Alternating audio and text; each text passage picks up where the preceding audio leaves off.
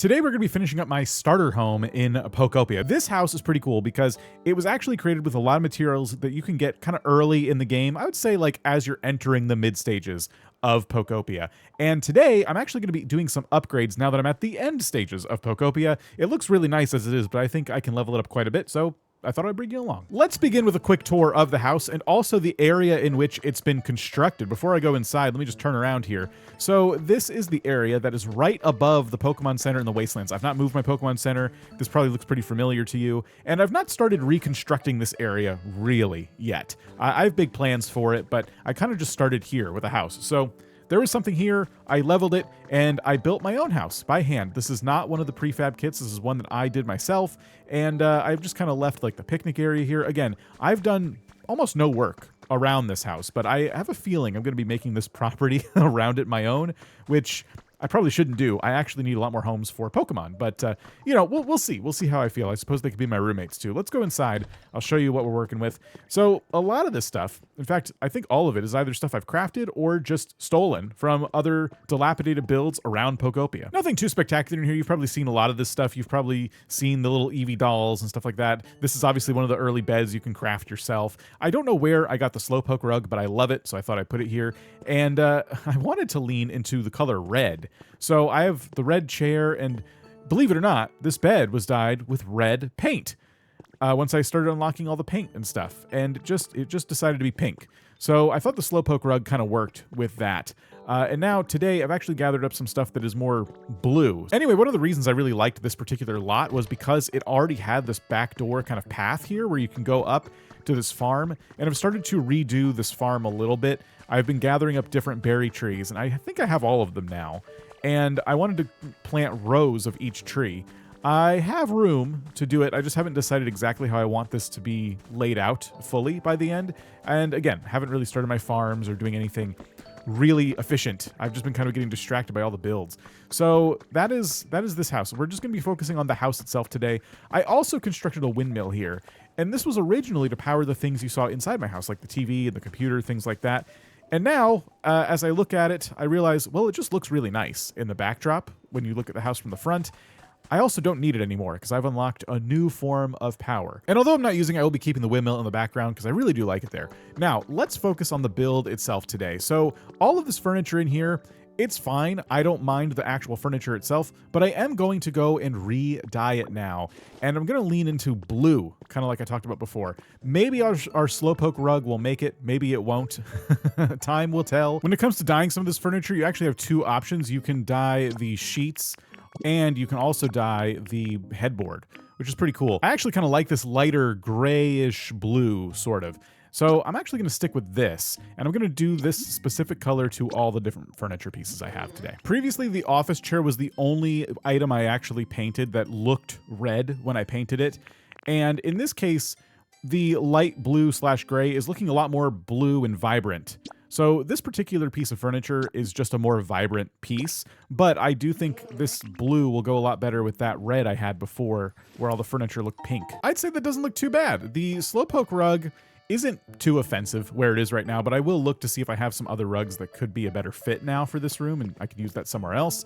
And the other thing we want to do is focus on maybe some other decorations in and outside of the building. For example, one thing that is a bit of an opportunity for me right now is this computer set. Now, when I stole this, it was this one item. So if I actually go and pick this up, you'll see that the entire thing is gone. Both the computer and the desktop tower are attached. They're one giant item. But instead, I've stolen something new. Or I think I can actually craft these now. No, I think I stole it. This is a laptop. And it takes up one space instead of two, which is awesome. The laptop also doesn't need power to do something really cool. You can add a photo. And I have lots of great photos to choose from. But the other reason I wanted the laptop was because I can add this really cool lamp that I just bought. This was one of the special items I could buy for today. And it's a bit larger than I thought. You know what? I actually don't like it here. It's a bit too big. Okay, so let's try this. Let's get rid of this simple lamp and let's put this lamp here instead. I think that lamp has more character. It also is kind of blue like our furniture. And instead of a lamp here, I also bought this newspaper today. And so I could put this, and that's kind of nice. It looks like a bit more clutter and stuff. It's kind of funny how comically large the newspaper is compared to the tiny little laptop.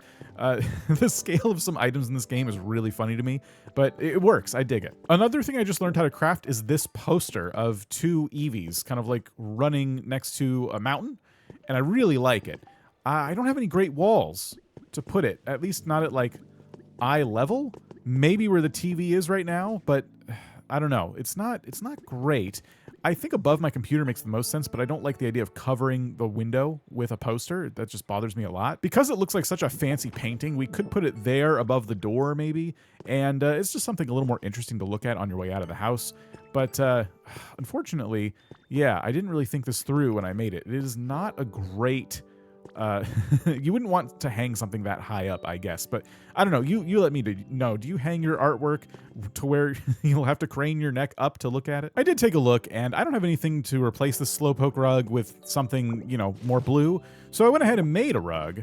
I'll just try that there, and I don't know. It looks fine. It looks more like a bath mat than anything else. Then I wanted to try these curtains on this big window. I think they hang down pretty well, but my real question is the curtain rod going to connect if I do this? And the answer is no. So, while I like the curtains, I find it a bit odd that the curtain rod isn't connecting. That kind of bothers me. And unfortunately, I can't hang them over one window because, well, that's just not how the curtains work. I think for now I'm going to keep the curtains there. They look okay. I do wish the curtain rod would automatically connect that. That would be awesome. Another rug that I unlocked recently is this. I never know how to pronounce it. The rattan rug. We'll call it the rattan rug. And I have a couple different options for this. I thought maybe it was small enough to go in an entryway, but it's always kind of a surprise when you take an item out and you get to see how big or small it is. It could go in the middle, which I think would look nice. There's nothing in the middle right now. Or it could go in my so-called living room, but it's not going to fit very well in there. So I'm actually going to maybe just put it in the middle of the floor, almost like a runner. And I think that's pretty cool. At least in terms of like the items I have at my disposal right now. I'm going to continue to decorate this over time, but for now, I think this works. However, I'm going to take it up for the moment because in terms of decorating, I'm probably okay. We need some ceiling lights. We need electricity for my TV and stuff like that. And to get electricity, I'm no longer reliant on windmills, water wheels, or things like that. Later in the game, when you do some quests for different Pokemon centers and things like that, I don't want to spoil too much, but I'm going to spoil this. You unlock a new type of power. You get this mini generator. And the mini generator is basically magic. It just works, and it doesn't require anything at all. You can bury these all over the place. All they really need is to be put somewhere, and then they need wireless power coming off of them, or wired power. You could use wired power as well, and these just distribute power forever. I don't know their limitations yet. I've only just started playing with them, but they're really, really cool. So this is what we're going to be using for the electricity in my house, and probably beyond as well. Probably electricity for this entire area as I continue building up houses. But they're only cost like 1 Pokemetal to make. They're super cheap too. In terms of placement for my new generator, I think I'm going to put it kind of here in the middle of all of this chaos. And that's just going to make it, I guess, easy for me to kind of like power stuff off of it, like street lamps and things like that. It doesn't really matter where it goes. It's just kind of a matter of like how many wireless transmitters do you want to make going to and from. So I'm going to place it right here, and then we will bury it. And now that it's hidden, we can start hiding the wireless transmitter. These work exactly like utility poles, except they're wireless. So we can already see, if you look carefully, there's a black line coming out of the ground. It sees the generator, and that is where it's going to get power from. There is a limit to how far these can go, and that's about it right there. So we're going to place these kind of, I don't want to say all over the place, but at intervals. I'm not going to be too precise about this, but we're going to put one here. We'll put one next to this broken street lamp here, and I'll just kind of select spots like that. But that's the street, and I'm going to put one in the middle of my house.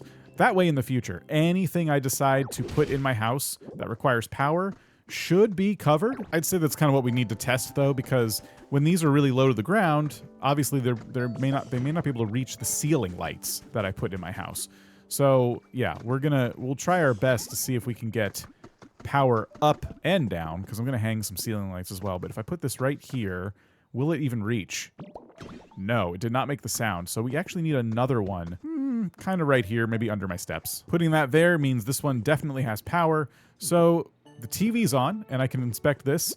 And again, I can display a photo. It's kind of funny the laptop didn't need power, I guess because it's charged with a battery. I actually took this picture the other day in the Skylands, just just a sunset, and I thought that was really cool, right over the door like that. In all likelihood, what I'm going to do with this area is keep the path kind of the way it is and place some new buildings and stuff. So put him at the corners of the existing path, probably the way to go. But again, we're burying them, and unless I'm going to dig a little bit deeper, I won't even remember where they are. They should just be close enough to everything around here to where they'll just power stuff. But okay, with our power all set up and hidden from view, next we can look at lighting. The berry lamp does provide a little bit, but certainly not enough. I would say a couple of lights hanging in the ceiling would be really, really nice. There's a number of lights I can craft already, but none of them really go with the aesthetic of my house so far. So I'm probably gonna have to resort to using resort lights. Sorry about that. Or I could look and see if there's anything in the shop, which I will. There's also these lanterns, which are kind of nice. Let me make one of these and maybe hang it above my door. Actually, probably not above my door, but just beside my door. I'm tempted to put two. I am kind of the symmetry guy. I do like symmetry, but I'm trying to embrace asymmetry, especially with a game like this where I'm trying to refurbish a lot of the areas. And a lot of the areas were not designed with symmetry in mind for some reason. This looks really good with the fences that I have here. I think I'm going to leave that just like that. Oh, and it looks like I leveled down. I'm trying to check the shop right now, and Withering Wasteland is withering away. I've actually lost an environment level. When that happens, you actually do end up getting locked out of the things that the shop had previously had unlocked for you. So that's a bit disappointing. I'm going to have to do a better job at taking care of my Pokemon, it seems. Let me just see. I'm not seeing any lamps here that are like really jumping out at me, or light sources in general. Just not a lot here right now. For the time being, I am going to use the resort lights. They're not super offensive looking or anything, and all I'm trying to do is just get a bit more light in my house when I play at night, which I do a lot. So let's go ahead and just get these hooked up, and we'll see if, I have to make a scaffold, but we'll see if the power I have actually reaches this, or if I'm going to have to put some power in the ceiling. And indeed, it looks like our power does not reach our new resort lamp. Furthermore, the ceiling is only this high because I wanted my roof to look a certain way. I didn't really need the ceiling to be this high. It's nice for my camera, but I can afford to lose one block. So one of the creative solutions around this would be to actually put our wireless power transmitter right there, and then we can hang the lamp directly off of it, which will look okay, but it needs power now. I also don't want to see the wireless transmitter hanging down like that. It is a cool looking item, but it's just not really good for this particular build. I don't mind if one of the tiles looks a little off, though, if I cover the rest of the ceiling in a different block. And that's the plan. So we need to hide the wireless transmitter, and we need to get more wireless power up here somehow, or on my roof, without it looking ugly. And I was walking right over a trace of a Pokemon. Oh, I think that's Kricketot. Okay, cool. I think the easiest thing to do would be to hide my power transmitter in this cliff. We can bury it right here, and you can already see that it's linking up to everything and has power. It linked up to the power source in either in the ground or in my house, and it linked up to the wireless transmitter up here. So there it is. There's our light. This already looks a lot better. I could hang another one, but we have the lamp here. The other problem with the resort light is it provides like this really warm light, and the lamp is obviously blue, much cooler. So that is a temporary light. But anyway, now we need to get the ceiling covered up with a new block to try to get rid of some of the ugliness that we have with our lighting here. With this choice, I want to match the wood tones of our stylish wall, and I think this wood flooring matches it the best. So I'm going to make some of these, and we'll use these in the ceiling. The cool thing about this mode that I'm in right now is I'm actually able to place many blocks at once. So let's go ahead and just get the ceiling put in. Other than the light fixture itself, I don't think that's too bad. The only other thing I could do to make this, you know, a little bit better if I wanted to hide the transmitter is to bring the ceiling down one more block, and that would certainly hide it. But I don't know if I want to do that. I actually like, again, having the tall ceiling. So we'll see. I could always just change it in the future. We have one more thing to do, though. Landscaping. It looks nice. I mean, I've done a little bit with the shrubs and the fencing and stuff, but I wanted to make this even better. First up, let's see what these planters look like outside. I have 8 of them. I might not need more than just a couple right there.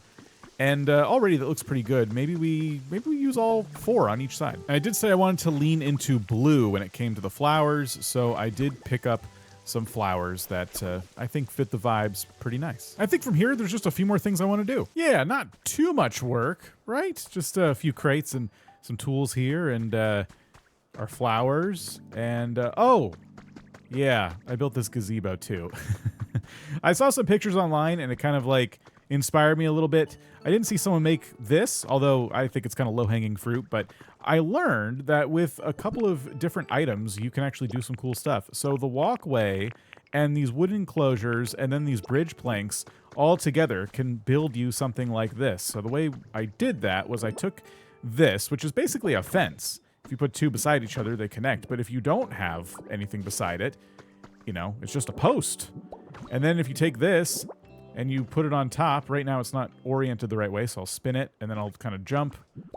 You can do that. And then of course you can just attach the little bridge pieces, as many as you want. And you can create yourself a little overhang like that. So, I don't know, it's not like an ideal gazebo. And then I had a few extra vines, so I tried it, and they they attached. They attached to the sides there, so I was surprised. Another thing I learned is that these little soup pots here, when you put them over a campfire, they get those little legs. Otherwise, you can just kind of put them on tables and stuff by themselves. So if you slap this thing on a campfire, it becomes campfire ready, which is really, really cool and completely unnecessary. I love that detail. I also threw in a mailbox and I found a trash can recipe at the last minute, so I made a trash can for my little office area, put the rug back.